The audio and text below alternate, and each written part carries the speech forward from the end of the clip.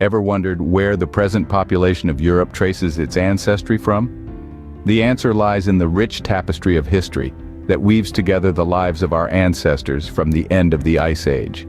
It's a fascinating journey, one that takes us from the prehistoric caves of the Paleolithic and Mesolithic eras to the bustling agricultural towns of the Neolithic Age. The first thread of this tapestry begins with the native Paleolithic and Mesolithic population of Europe, descendants of the robust Cro-Magnon. They were primarily hunter-gatherers. Tall, hardy, and intelligent, they had dark hair, dark eyes, and slightly tanned skin. Their genetic legacy is evident in many of us today, particularly in the presence of Y haplogroup 1 and mTNA haplogroups, such as H1, H3, V, U4, and U5. Their customary practice of burying their dead in collective graves is a unique cultural footprint they've left behind. Fast forward to around 7,000 years before the Common Era, and we find a new group making their mark on the European landscape. Neolithic farmers from the Levant made their way to Thessaly in northern Greece, bringing with them revolutionary innovations, such as pottery making and the cultivation of wheat, barley, and millet. They also introduced cattle, goat, and sheep herding, their influence spreading across the Balkans, the Danube Basin, and eventually reaching as far as northern France and Denmark. These Neolithic farmers were notably different from their Mesolithic predecessors.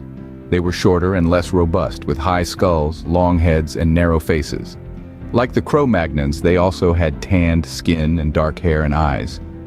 But it was their genetic adaptability to a high-carbohydrate diet based on cereals that truly set them apart.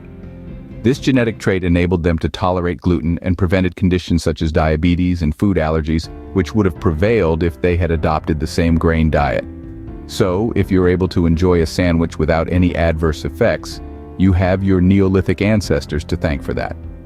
Cheese and yogurt making were also introduced to Europe by these Levantine immigrants, a cultural culinary tradition that has withstood the test of time. Cheese remains a staple food in Europe, a source of national pride and a billion-euro industry. The Neolithic farmers didn't just bring with them new foods and farming techniques. They also founded Europe's first towns and cities, initiating the continent's Copper Age. So the next time you find yourself wondering about your roots, remember the three principal sources of European ancestry: the hunter-gatherers of the Paleolithic and Mesolithic eras, the Neolithic farmers from the Levant, and the Indo-European population of Europe each have contributed to the diverse genetic and cultural heritage that defines Europe today.